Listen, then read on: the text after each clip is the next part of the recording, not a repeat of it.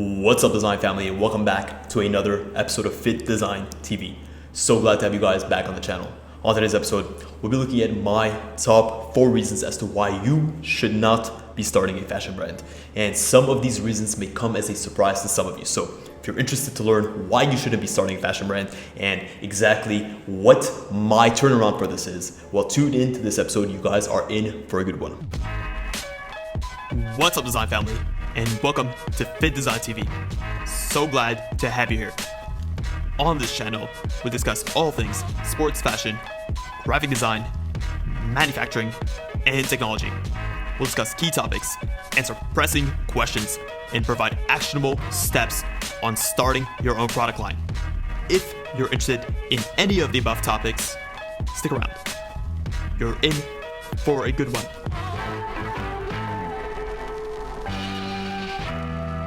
Number 1, and this is the most general of all, it's your mindset shift.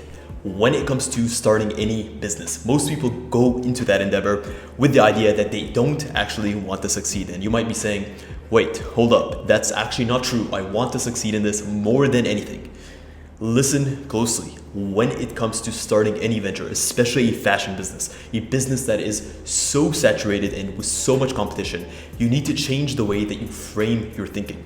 Most people do not set themselves up for success. They're interested and they're motivated at the idea of starting something new. They're interested and motivated at the idea of starting a fashion brand and emulating a lot of the designer icons that they see.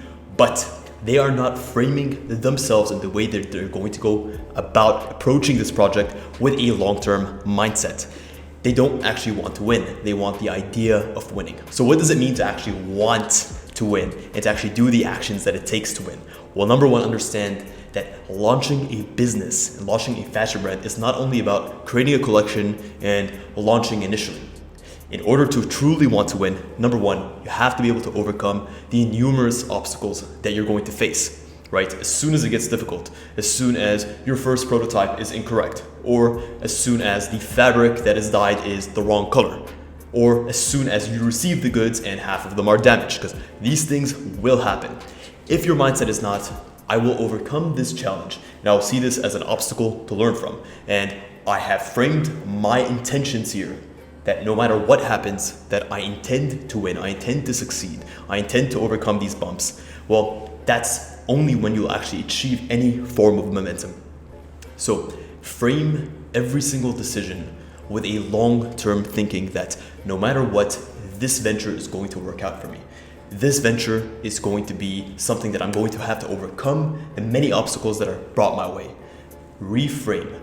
You do not want to win. What you want is the idea of winning. Winning and the idea of winning are 2 separate entities. When it comes to actually winning, there's an inclination and there's an expectation of having to overcome hardships, having to solve problems, having to have consistency.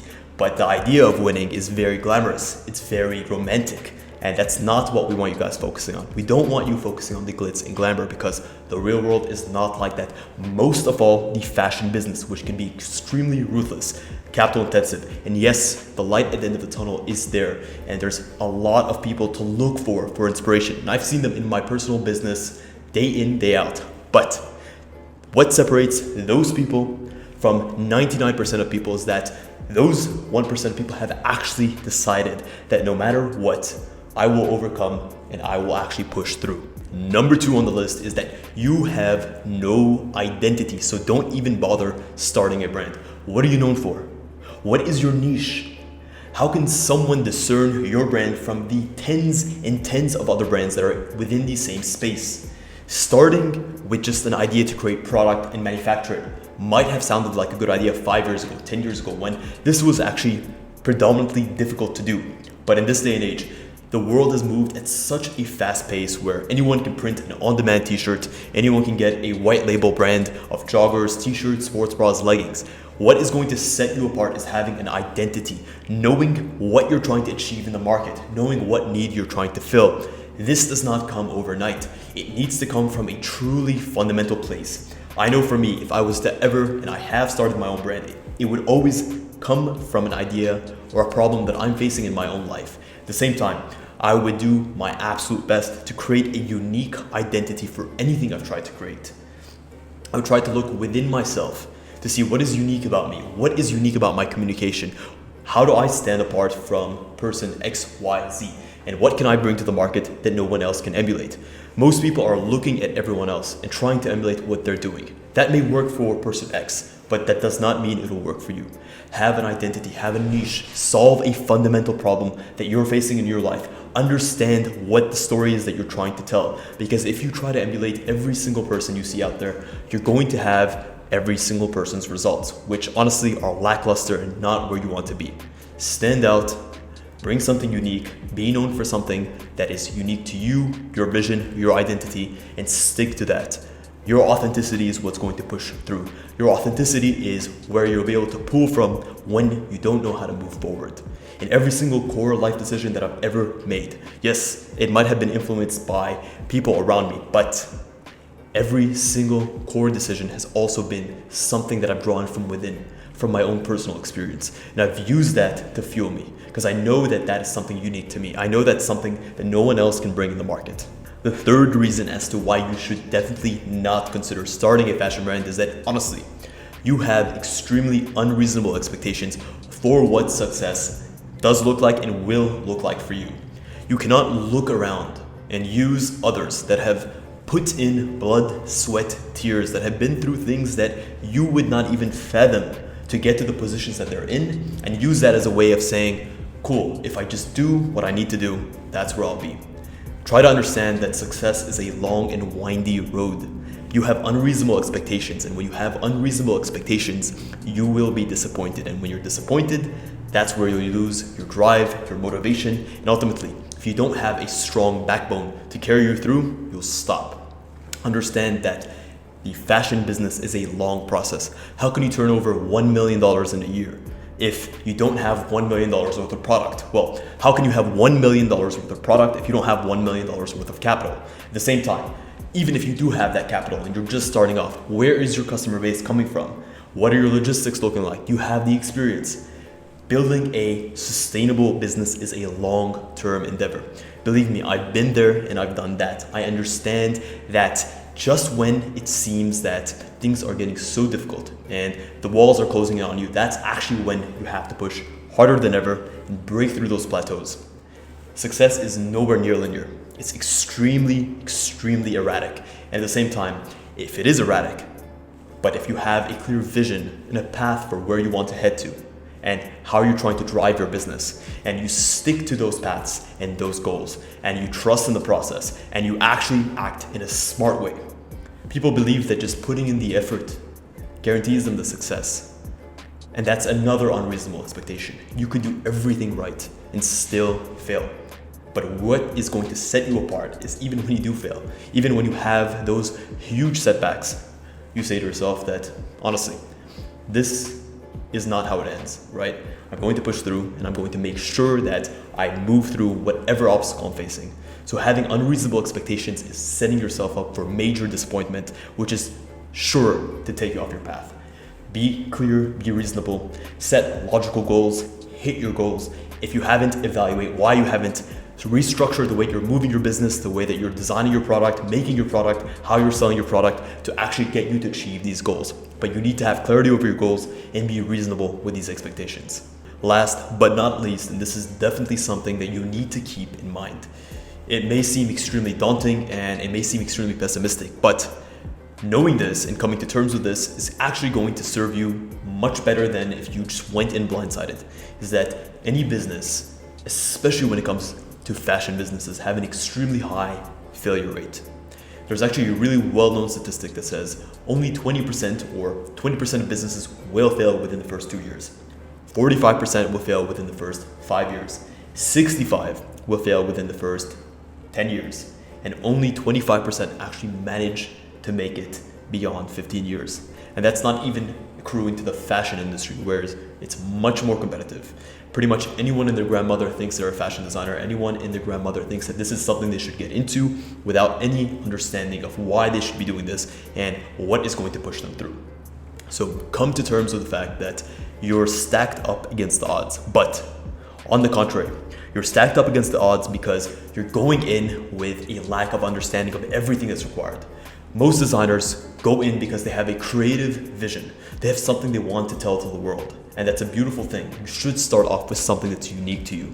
But understand that that's only going to get you half the way. You need to have some form of business acumen. You need to understand what it takes to actually design product, to develop product. Where are you going to source your manufacturers? Where are you going to get your fabrics from? If you face issues in your accounting, in your budgeting, how are you going to make sure you have enough cash on hand to actually pay for the goods? If you don't have the cash on hand, do you have what it takes to go down to banks, to ask for a credit note, to ask for a line of credit, to source, to have investors come in? Do you have what it takes to actually source the money that you need to make the business happen? Even when that's done, what happens when you receive the goods? Do you have what it takes to actually market the goods, to price the goods appropriately, to actually move the goods? All of this comes with intense and immense business acumen, which of most designers have none of. So understand that a fashion business is not just only the fashion, it's a fashion business. Developing and actually honing in your business skills is going to be key towards your long-term success. And not only do you have to have the skills, but you have to have the will and the grit to go through the many, many trials and tribulations that are going to come up and be 100% okay with the fact that you might lose a lot of money and you might lose some time, but you will have learned a tremendous amount of life skills that are going to push you through and carry you into the next stage of your life. Every single opportunity and every single failure is truly a blessing in disguise when it comes to what you learn from it, how you grow as a person, and what stage in life it actually takes you to. So look at the high failure rate as something that you know that others don't, and come to terms with it and actually go in with the idea of number one, which is you actually want to win. Go in with the mindset of no matter what happens, I will win and I will make sure that I actually succeed in this endeavor. That reframing, coupled with the understanding that there is a high failure rate, is actually going to carry you through. It's going to put you through those moments of immense self-doubt where 99% of people might actually quit, and it's going to actually allow you to push through and to make your business a success. This is something I've applied into my own life, into my own business, and into how I carry myself. And honestly, it's those reframes that allow you to really push ahead and to stand out from the crowd. Well guys, that is it. That is a wrap on this episode. To recap quickly, the top 4 reasons why you should not be starting a fashion brand is number 1, you actually don't want to succeed. You don't have the mindset or the framing that I want to win in this business and I will do what it takes and I will set myself up from a logistics standpoint, from a creative standpoint, from a motivational standpoint, from a work ethic standpoint to actually succeed. 2 is you have unreasonable expectations for what to expect in the business long term. 3 is that you have no identity, no niche, no specialty, nothing that makes you unique and truly allows you to stand out. And last but not least is that you do not understand that just as in any business, a fashion business has an insanely high failure rate. Come to terms with that, and honestly, you'll be put ahead of 99% of people. Guys, hopefully this episode did not get you too down. I almost want to give you this other side of the coin and to tell you why you shouldn't start a fashion business, so that if this is truly something you want to do, and even after this episode, you're still convinced that what I have in my heart, in my mind, is something that I want to get out into the world, and I'm willing to do what it takes, then you're on to the right start. And that's going to give you something that the majority of people do not have. So if you find yourself in that position, congratulations. I think you should pursue what you want to pursue. Guys, thank you so much for tuning in to this episode of Fittdesign TV. Until next week's episode, stay awesome.